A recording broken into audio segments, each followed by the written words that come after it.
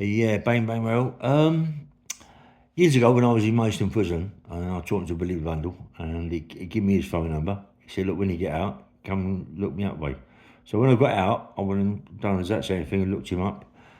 Drove into his place. I couldn't find it; it was right out of the way, yeah. And I drove in. I see a big lake where he does carp fishing, and all them sort of thing. Walked into his place, had a big ring in his front room, yeah. And I just got talking to him about all different bits and pieces, what's he doing, and all that. You know, he's doing nothing. Everything he's doing now is straight business. Come on, you can't blame him. You know what I mean? So he just talked to me about the Essex boys. I said, I don't really know him, Bill. Do you know what I mean? I don't really know him.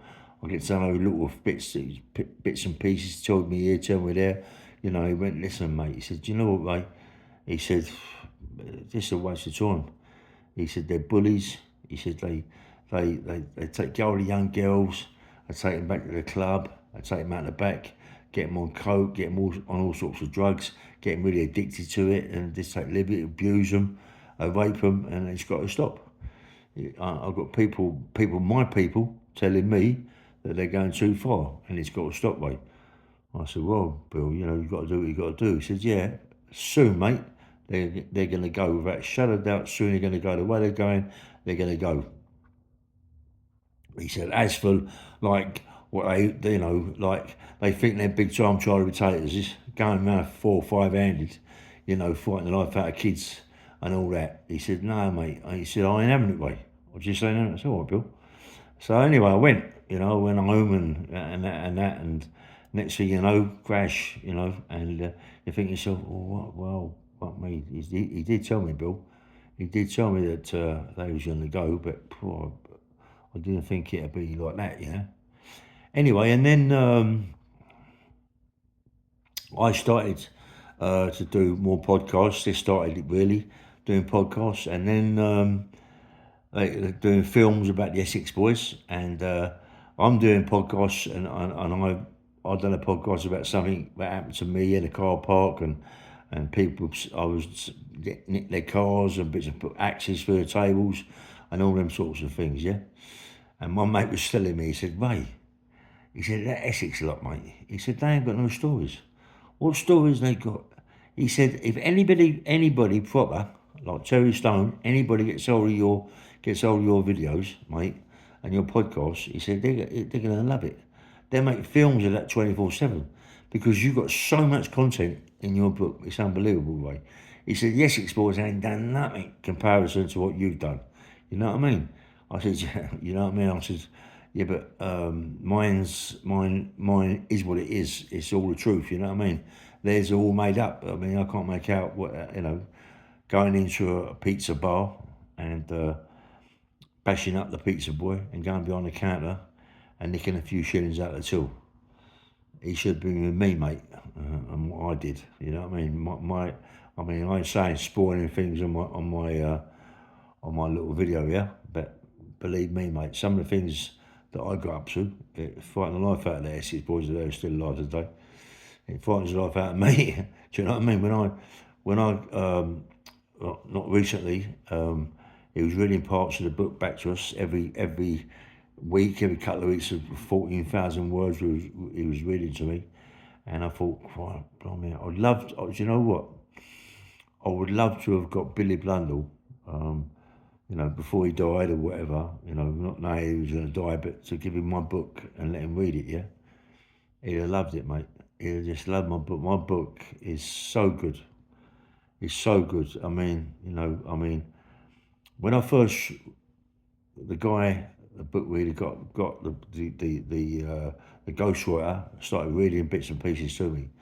The first part of the book, yeah, and it made me cry, man. It made me cry, made my mate Terry Haley cry, and even the book writer was a bit like upset, and he's already read it a couple of times, and it's really upsetting, and it's such a good stories in it are fantastic, fantastic. I've just phoned my mate Alec Jones, yeah. My mate Alec Jones is one of the best guys that I know. Me and him are very, very close. Big guy, mate. Big, powerful guy. He's got some pictures of him when he was in prison, and when he come out and started training, he's huge, mate. He's huge. And Alec Jones could really have it. He could fight, mate. You know what I mean? He was fantastic. Me and him back to back, we couldn't get beat. I mean, just honestly, back to back, it was impossible for anybody to beat us. You know, as far as I was concerned, we was it.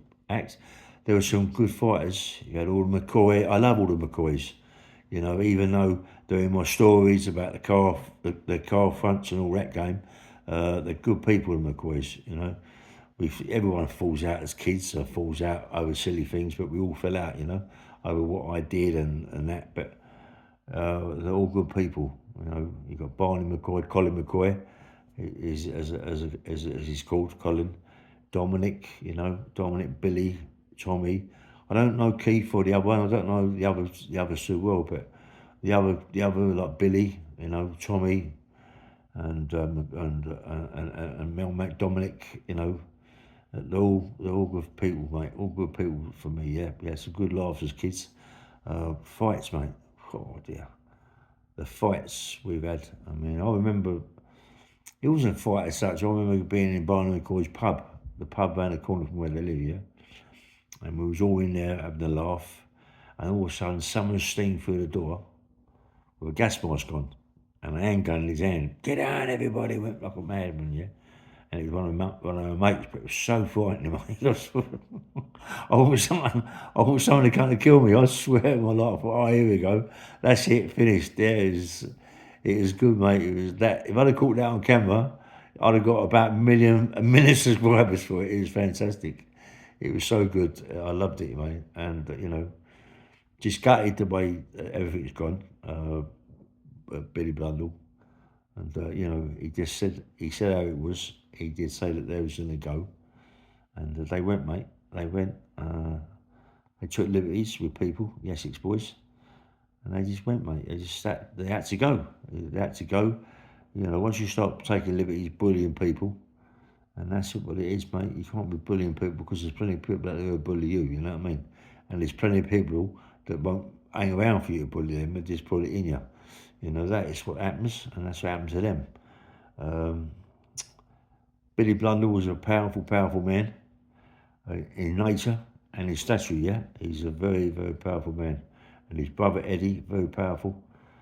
They had a lot of help, you know, a lot of help behind them, you know, and, you know, yeah, mate.